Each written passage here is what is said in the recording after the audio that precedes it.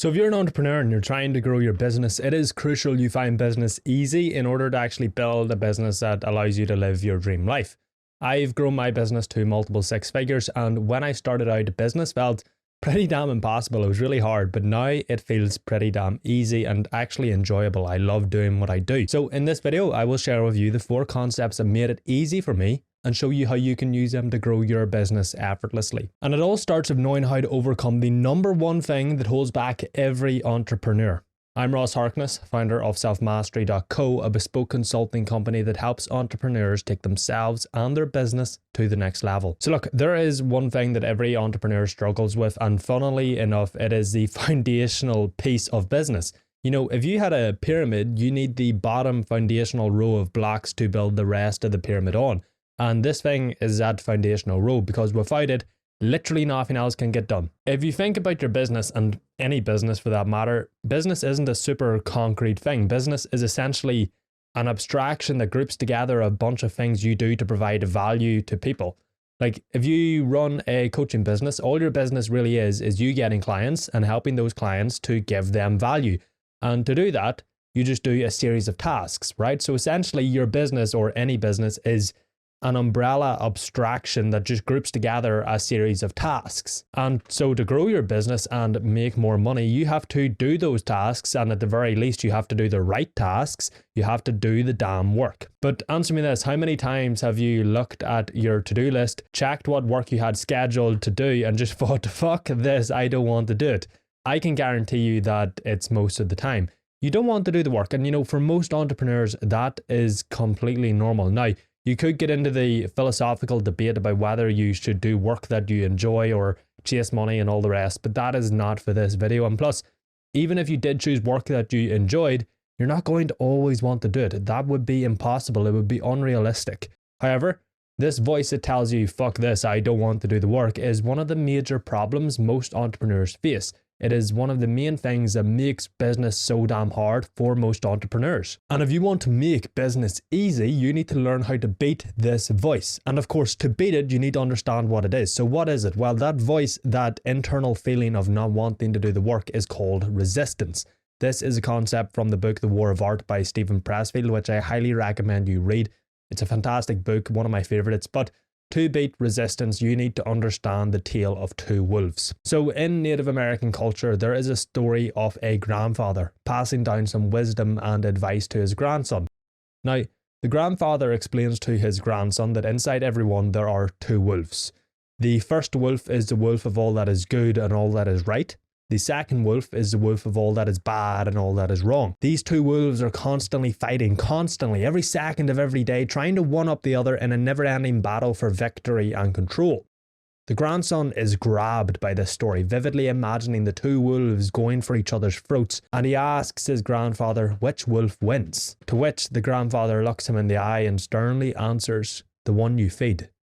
Inside you now there isn't 2 wolves, obviously, but there are 2 selves. There is the old version of you that you used to be, and there is the new version of you, the version of you that you could be. And when you think about a goal is literally something that you want, but you do not yet have, and you can't just get it, because if you could just get it, you would just go and get it and it wouldn't be a goal. So if you can't just get it, there must be a reason for that. You must not be capable of getting it yet.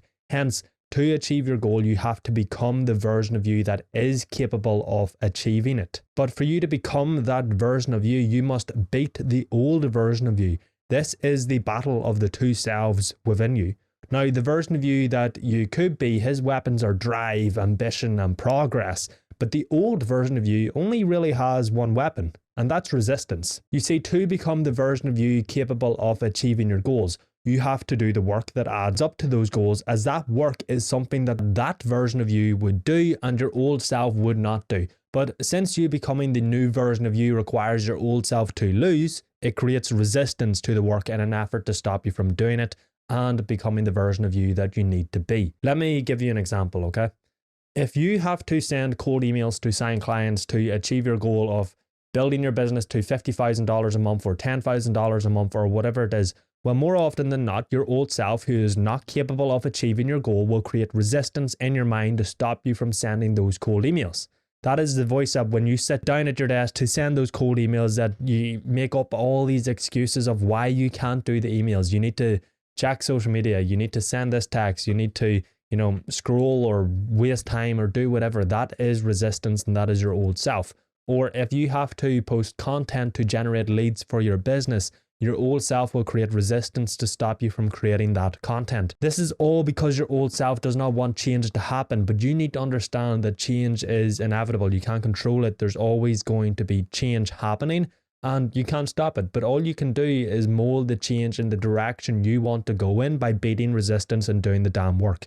And resistance comes in so many different fucking forms, okay? It is not just procrastination. It can be self-doubt. It can be productive procrastination where instead of doing the work, you answer emails. It can manifest in so many different ways. Essentially though, any feeling or excuse or thing you do that holds you back from doing the work is resistance. And this is crucial to understand to actually beat it. Because look, if you want to find business easy, you obviously need to find doing the work easy because like we covered earlier, that is all your business is. It's just a series of tasks to provide value to other people. So to find business easy, you have to find the work easy. That means you can't just solve the symptom, but you have to fix the cause. So what do I mean, okay? Well, if you are sick, if you're ill and there's something wrong with you, you don't want to just take a pill to make you feel better. Sure, it might make you feel better, it's easy to do and all the rest, but if you don't fix what caused you to be sick or ill in 2 weeks' time, you'll just be sick again. With resistance, if you fix the symptom without fixing the cause, then the cause will just manifest as another symptom. If you get into your car and all of a sudden the dash lights up like a Christmas tree with all these warning lights, you could just get one of those machines that you plug into your car and you can turn off the lights. And so next time you get into your car, there's no lights on the dash. But guess what? Your engine is still about to blow up and your brakes are still about to fail. Okay, you did not fix the cause of the lights. You just fixed the symptom, the lights. So your procrastination, that is a symptom, okay? Everyone thinks procrastination is this big, massive problem when in reality, it is always a symptom of the problem. Procrastination is a light on the dashboard telling you there's something wrong and you need to fix it. The same goes for self-doubt. That is a symptom, another light on the dash. Wanting to learn more before you start, that is a symptom, another light on the dash. Look, I'm not saying you should not target these issues directly or target the symptom of your procrastination, because you should, because there is, after all, a reason resistance is taking that form in your life. But if you want to find the work easy, you need to beat resistance itself. And honestly, the best way to do that is to realize the work you have to do is not that fucking hard. Like if you have to send cold emails for your business, all you're doing is finding emails, copying and pasting a template, typing a few keys to customize it, and then you're pressing send. There's absolutely nothing physically hard about that. If you're creating content to get leads, it's not fucking hard, okay? The actual physical, literal thing you're doing is not hard to do. Realize that, okay? Anytime you feel resistance, anytime you have this voice to not do the work, anytime you sit down to send cold emails, to do client work, to do whatever you have to do for your business, right? Any single time you feel a voice or an excuse to not do it, understand that this is just resistance. Break the task you have to do down into the individual literal components, the actual physical thing you have to do, okay? Realize it is actually pretty easy to just type on your keyboard, and trust me, that alone is enough to help you beat resistance. And then the more you actually beat resistance, the more you're beating your old self. Therefore, the quieter the voice becomes and the less resistance you face. So this just becomes easier over time, and it creates this virtuous cycle of you improving until you achieve your goal. Now, obviously, as much as you want to find the work easy, if you want to find business easy, you need to understand that not all work is created equal. And so you need to find the tasks that are actually worth working on. And look, there are two reasons for this. It's pretty simple. One is leverage. Leverage is pretty much putting effort into something and getting more out of it than what you put in. For example, if you can take a sales call and make $10,000 in that 1 hour, that's a ton of leverage. You spend 1 hour, you get $10,000, okay? You should be doing as many sales calls as fucking possible, or building a team that can take as many sales calls as possible to maximize your leverage. You shouldn't be spending a whole week building a website when you don't need a website and it doesn't make you $10,000 an hour. That would be incredibly low leverage. The second reason is cognitive power. When you work with maximum cognitive power, you're able to devote more energy and effort and attention to the task. Hence, you can produce better work, and better work gets better results. It is really just another form of leverage. So if you know that at your best, if you do 100 cold loom outreach emails and you do them to the best of your abilities, you can get 5 clients and make $25,000. And you should be doing that task. You should be sending those cold emails when your cognitive power is at its peak, because you'll be able to do it as fast as possible and do it to the best of your abilities, improving both efficiency and effectiveness, okay? Now imagine you did your 100 cold loom outreach emails at the end of the day when you were tired and depleted and your cognitive power is low.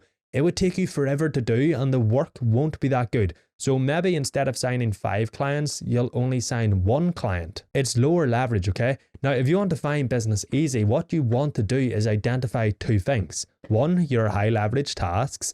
So what tasks make you the most money? Honestly, in pretty much literally every business, this comes down to just 3 things: getting traffic, signing clients, and fulfilling those clients. 2, your peak cognitive power times. Now, I'm going to be straight up with you here. I can guarantee you that your cognitive power is at its best first thing in the morning.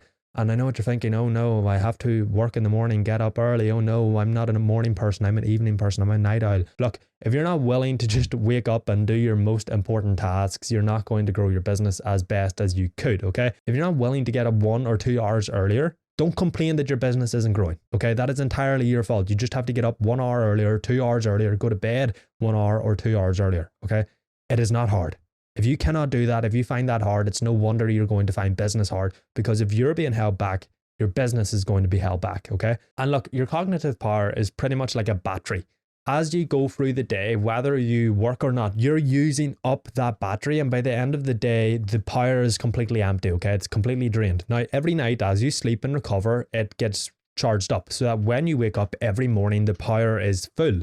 But the only time your cognitive power is at its peak, when it is full, is in the early morning when you wake up. And you know what most entrepreneurs do, right? Okay, they focus on low leverage tasks simply because they're easy, they're low stakes, and there's not a lot of resistance to doing them, because they don't move the needle toward your goals. Therefore, they don't move the needle toward you becoming the person you need to be. And so there's not resistance to doing them. And they spend the first 4 hours of their day doing fucking morning routines, you know. So they end up doing low leverage tasks in a low leverage mental state. That is literally playing business on hard mode 101. Now, if you want to be more like an elite entrepreneur that makes a ton of money and plays business on easy mode, you need to focus. And when I say focus, I mean it in 2 different contexts. You need to focus on your high leverage tasks, so getting traffic, closing clients, and fulfilling those clients, or at the very least, improving the way you do those 3 things. They should be your sole fucking focus, because they're literally the only things in your business that make you money, okay?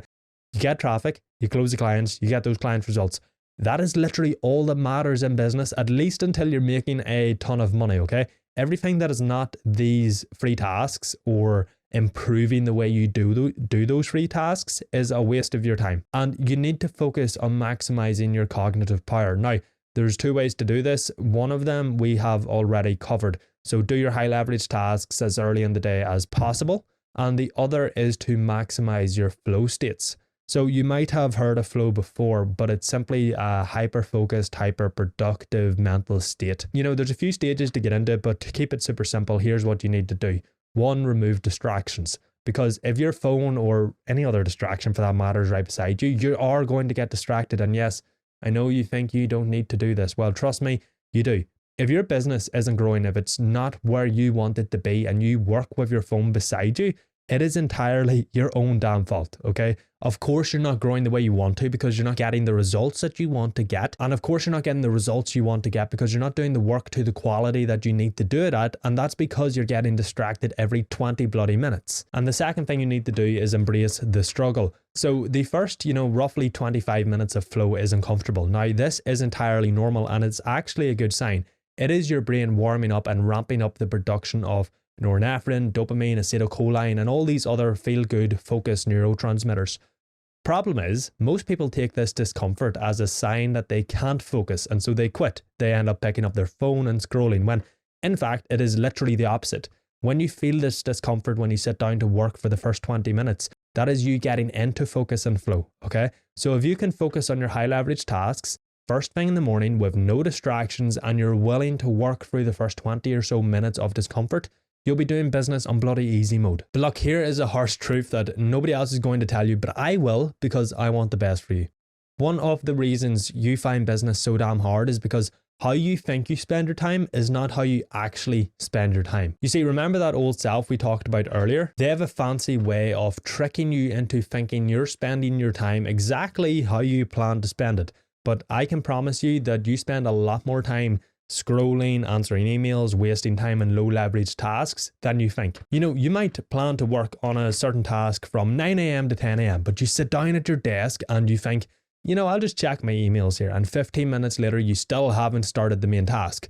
And then, you know, you work for a while, but then it's 9:55 and you're thinking, I'll just stop now. And so instead of spending 1 hour working on the task, you only spent 40 bloody minutes, which, yeah, sure, okay, it's only 20 minutes. It doesn't seem like a big deal. But if you do that for every task and you do that every day, that soon adds up to you wasting a shit ton of time. And look, the thing about a problem is that you cannot solve a problem until you know what it is, until you remove your ignorance around it. So until you realize when and how you're wasting your time, you'll never be able to fix it and start utilizing your time effectively. This isn't me saying you need to go through your entire day like a robot and work every hour of the day, but time wasted is time wasted. And when it's time to work, it's time to bloody work. Like if you say you're going to work from 6 a.m. to 10 a.m. and then from 11 a.m. to 1 p.m. in those time blocks, you need to be fucking working. When it's time to work, it's time to work. You shouldn't be doing anything else in those time frames other than the tasks you've scheduled to do. And so you find business hard because you're not actually doing as much work as you think you are. And as a result, you're not making as much progress as you're expecting, meaning your expectations and reality aren't aligned. Hence, you're finding business so much harder than you should be. But don't panic, because obviously, you know, there's a solution and I'm going to give it to you now. What you need to do then is a time audit. This is simple. It has 3 steps, okay? 1 is plan every hour of your day. So every night, take 10 minutes before you go to bed, list out everything you have to do tomorrow, everything from work to doing groceries, list everything out, and then schedule everything you wrote out to a certain hour of the day, prioritizing your most important tasks by doing them earliest in the day. 2, track what you do in 15-minute blocks. So tomorrow, as you go through your day, stick to your schedule, but every hour go onto a spreadsheet and track what you did in that hour in 15-minute blocks. So, you know, from 9 a.m. to 9:15 a.m., did you work or did you scroll TikTok? From 9:45 a.m. to 10 a.m., did you work or did you check emails? Obviously, you need to make a sheet for this, but I will just give you the spreadsheet I use with my clients at selfmastery.co. for when I get them to do this. There will be a link in the description below to get it for free. So, you know, check it out. Free, do this every day for a week and then compare. So do this every single day for a week and then go and get your spreadsheet and your daily schedules for that past week. Compare every hour. What you'll see is how you plan to spend your day in your schedules and how you actually spent your day in the spreadsheet. You'll be able to see that you're scrolling TikTok way more than you thought, or that you're checking your emails 5 times a day when you only need to check them once. What you can then do is optimize how you spend your time. Based on how you plan to spend your time and how you actually spent your time, you can make adjustments on how you actually spent your time based on the difference. Because you are now aware of the problem, you can now fix it. And look, again, this isn't me saying you need to optimize every hour for work, but you need to have the choice of how you spend your time. And when you mindlessly waste time, you remove that choice, okay? So I don't care if you end up saving yourself 4 hours of time and you spend 2 of those hours in the gym, that's great. Or 2 hours going for a date with your partner, that's completely fine. Or if you spend those 4 hours working, it is your choice what you do with the time, okay? But I can guarantee you that until you do a time audit and see how and where you're wasting time and then fix those issues, you're always going to find business hard because you're not doing what you thought you were and your expectations are not aligned with the realities of your effort. Business is a heck of a lot easier when you objectively know based on data how you're spending your time, because then you can objectively optimize it based on data to ensure you're spending most of your time on high leverage tasks and you're not getting distracted every 15 minutes by emails or social media. And a quick business hack is to literally track the data of everything, okay? The more data you track, the more objectively you can see what you're doing and the results you're getting. And then you can see the bottlenecks of what's holding you back the most, and you can fix that, okay? When you don't have data, you really don't know what the true problem is. Therefore, when you try to fix it, you really don't know if you're fixing the right thing, and you could just be wasting your time or making things worse. So track data, build systems around everything. Now, this last point is the number one thing limiting entrepreneurs. It is the sole reason they self-sabotage, get in their own way, and can't seem to get the results that they want to get. And it's the exact thing that every single elite entrepreneur you can think of has dealt with, whether they've known it or not, to help them succeed. And for you to fix it as well, so that you can take both yourself and your business to the next level, you have to understand the mental paradigm. So imagine everyone wore a pair of tinted glasses. Some people wear red glasses, some people wear blue glasses, and some people wear green glasses. If you wear red glasses and somebody asks you what color the sky is, you're going to say red because that is how you see it. But yet, you're wrong. The sky, objectively, as we all know, is blue. Now, that doesn't seem like a big deal, does it, okay? You just think the sky is a different color. Who cares? But what about when it comes to a sign? If you have red tinted glasses on, you'll see every green sign to go as a red sign to stop. Now, that creates a bit more of a problem because now your glasses are always going to be holding you back. Those glasses represent your mental paradigm, which is essentially best described as the way in which you view both yourself and the world. What you have to understand is that you cannot act outside of this paradigm, outside of this collection of beliefs, because you cannot do what you don't believe to be true. If someone asks you what color the sky is, you can't say blue when you truly believe it's red. Now, what does this have to do with business, okay? Because it's quite abstract so far. Well, you have to realize that a part of every action you take is with the goal of proving your beliefs to be true, to prove that paradigm to be correct. So if you have an identity, a mental paradigm which is full of limiting beliefs around money, sales, or business, you will self-sabotage to prove your beliefs are true. If you believe that you suck at sales calls, guess what? You will suck at sales calls, close at a 10% close rate, and not make that much money. If you believe business is hard and money is scarce, guess what? You'll do things that make business hard, ensure you never make any money, and prove to yourself that, oh look, business is hard and money is scarce. But the worst part about this mental paradigm is that since you act in accordance with your beliefs, that means you're doing what you think is right because your beliefs are what you think are true. Hence, because you're acting in accordance with what you think is right and true, you'll never realize you're doing the wrong thing. You won't realize that you're saying something the wrong way on your sales calls, putting off your client and ruining your close rate. You'll just think you suck at sales. You won't realize that you're ignoring your high leverage tasks and making business hard. You'll just think business is hard. You won't realize how much time you're wasting. You'll just be confused as to why your results don't reflect the level of effort that you think you're putting in. This is why it is self-sabotage. So how do all of the elite entrepreneurs deal with this? Well, they tackle these limiting beliefs and then destroy them. They remove them, taking off those tinted glasses and allowing them to see the world for how it actually is. And if you don't do this, you're never going to see the results that you want to see because your limiting beliefs are always going to be holding you back from success. They're like a fucking bungee cord, okay? Imagine you had a bungee cord attached to your back, right? And you're running toward your goals, and then just as you're starting to get close to them, you reach to the end of the bungee cord, it snaps and pulls you right back to the start. Well, if you want to get to your goals, you need to cut that damn cord and remove the limiting beliefs that are holding you back. Now, there's 2 steps to doing that, okay? The first is to affirm. So whatever your limiting belief is, write down the opposite. So if you believe money is scarce, write down that money is abundant. Read this every morning and every night and know this isn't manifestation. Money is not going to just start falling out of the fucking sky. The universe doesn't work like that, okay? This is simply psychology because beliefs are formed through repeated experience. And this reading of these affirmations is a repeated experience that over time rewires your beliefs. Again, this isn't manifestation. You're not going to get a knock on the door and, see $1 million of unmarked bills sitting there on your doorstep, okay? It doesn't work like that.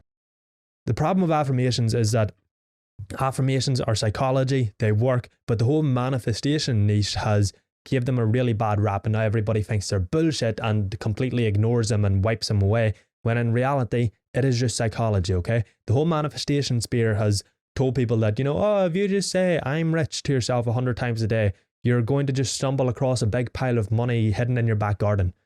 Doesn't work like that, okay? We all know that. We're not fucking stupid, okay? So really, All this is doing is giving yourself a repeated experience that rewires your beliefs, changing your mental paradigm so that you can change the actions you take and stop self-sabotaging, okay? And if you don't believe that your thoughts can create experiences, think of memories. When you close your eyes and you think about a certain thing that's happened in the past, a memory, you experience it all again. All the sights, all the feelings, it's an experience. Second thing you need to do is stack evidence. So if you're trying to build the belief that money is abundant, anytime anything happens that proves there's money out there, write it down in a stack of evidence. If you make a sale, write it down. If you see a Lamborghini, write it down. If you see somebody else in your market succeeding, write it down. Okay? Anything at all that proves your belief is true, write it down, because again, this is all you're doing here is creating a repeated experience that this belief is true. Over time, rewiring it, changing your mental paradigm and stopping self-sabotage and changing the actions you can take. And look, if you really want to find business easy, watch this video to find out how elite entrepreneurs are working less than you, but making more money.